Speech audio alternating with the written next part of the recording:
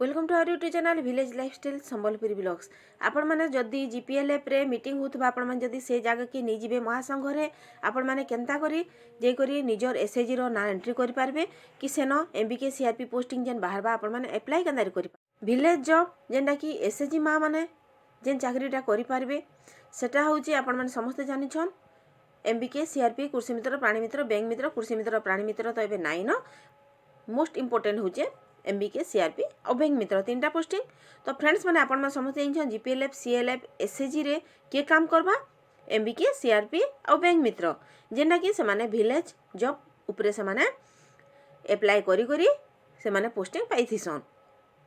आपण माने जानि छन 2023 रो अपडेट हिसाब केतेटा पोस्टिंग केन जगह रे हेचे जदी भी वैकेंसी अछि आपण माने केन जगह रे केबे अप्लाई करि पारबे आपण निजर गाँ रो हेथिबार कथा खास इंपोर्टेंट फास्ट इंपोर्टेंट होचे निजर गाँ रो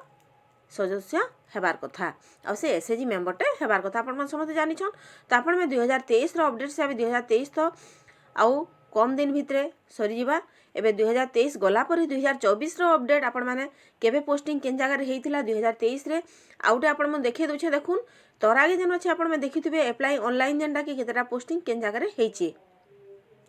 2023 रे जेंडा कि नवेम्बर और डिसेम्बर रे पोस्टिंग हेइचे बोली आपण मन को देखा जाउछे से जगह रे पोस्टिंग बंद अछि। आपण माने एटा 2024 रे का अप्लाई करि पारबे आपण माने निजे देखुथिबे 4 डिसेम्बर 2023 जेन अछि आपण माने ई जगह रे देखुन application start date already start हे गला नो एप्लीकेशन लास्ट डेट होचे 4 डिसेम्बर। तो से जगह रे आपण माने देखुन केन जगह रे पोस्टिंग केतरा अछि एटा फास्ट खोरदा बौद्ध एंता करी केतरा जगह रे अप्लाई करी हेबा आपण मानकर केन केन जीपी रे अछि आपण मानकु मी डिटेल्स रे आउ थरे केबे कहि देमी। आउ आपण माने जदी जानबा के चाहू छन ओडिसा जॉब उपरे आपण माने गूगल रे सर्च मारि पारबे ओडिसा मिशन शक्ति रिक्वायरमेंट 2023 रो अपडेट हिसाबे आपण मन को जेते भी इंफॉर्मेशन थिला आपण साथे सब शेयर करली 2024 रे आके आपण मन को लागे 2023 रो जेंडा कि नवेम्बर और डिसेम्बर रे जेन जॉबटा अप्लाई हेइचे बोले आपण मन को देखाउचे सेटा कोनोसी असुविधा बसत सेटा के बंद कराई छी। तो आपण माने 2024 रे भी एटा के अप्लाई करि पारबे जनवरी फेब्रुआरी मार्च 3 मास भितरे जेतरा भी पोस्ट बंद थिबा तो आपण माने से जगह रे सेटा के अप्लाई करि पारबे।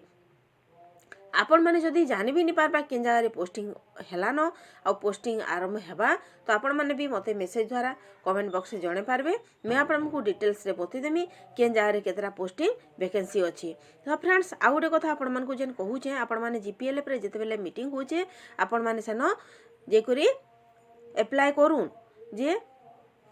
एसएजी भी महासंघ रे मिसबा के चाहूचन। तो आपण मन जदी महासंघ रे नी मिसबे ताले केते बेले भी आपण माने ई जेन पोस्ट माने बाहरु छे जॉब रे आपण माने अप्लाई करि नि पारन का करी फास्ट होचे आपण मन को एंट्री फीस देबार पड़सी आपण माने समस्त जानि छन। महासंघ रे मिसला मात्र के 100 टंका एंट्री फीस देबाय पड़सी 50 टंका मंथली फीस कि 20 टंका जेन जीपी रे जेंता करा हैचे